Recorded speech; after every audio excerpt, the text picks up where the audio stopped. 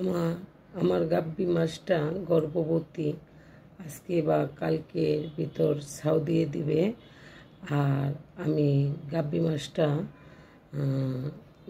ছাউ দেওয়ার কারণে আমি কীভাবে প্রসেস করছি আর কি খাবার দিছি, গর্ভবতী অবস্থায় থাকাতে কি কি খাবার দিতে হয়, তাহলে চলেন মূল ভিডিওতে চলে যাই।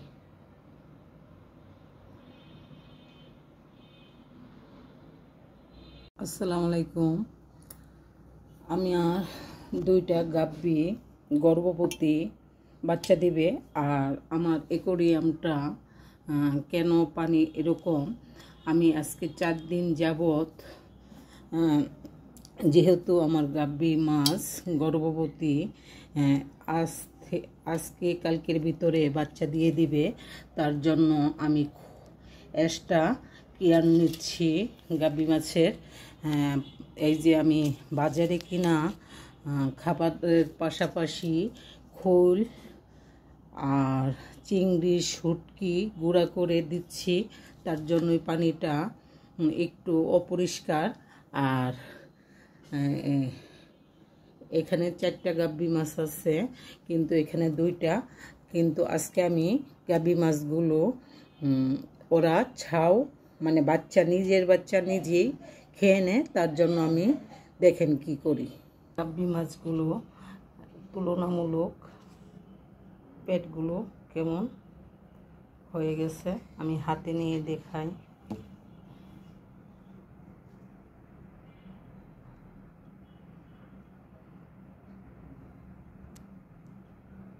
এই যে পিছন দিয়ে কালো,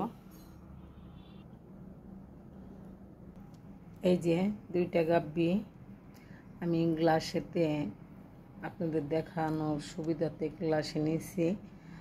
মনে হয় আজকে কালকে মাঝেই ওরা ডিম দিয়ে, মানে ডিম তো দেয় না সাধারণত, ডাইরেক্ট ওরা বাচ্চা দেয়, আর বাচ্চা ওরা নিজেই খেয়ে নেয়। তার জন্য আমি কি করছি, এর বোতল ছিদ্র করে নিয়েছি, আর এটা আমি জারের ভিতর পাথর বসিয়ে দিয়ে দিব। বোতলটার ভিতরে একটা পাথর দিয়ে দিচ্ছি, এখন আমি ভিতরে দিয়ে দিচ্ছি, তাহলে আর বাসবে না। আর এই বোতলের ভিতরে আমি মাছগুলো রাখবো, তাহলে যদি ছাউ দেয় তাহলে আর ছাউগুলো বাচ্চাগুলো খেতে পারবে না গাব্বি মাছ। একটা মাছ আমি এই বোতলের ভিতর দিয়ে দিচ্ছি, দিয়ে দিলাম। এখন যদি বাচ্চা দেয়, বাচ্চাগুলো এখানে মানে অ্যাকোয়ারিয়ামে এসে যাবে, আর মা গাব্বিটা ওই পানির বোতলে থাকবে। এভাবে দেখা যায়, হ্যাঁ দেখা যায়, ওই যে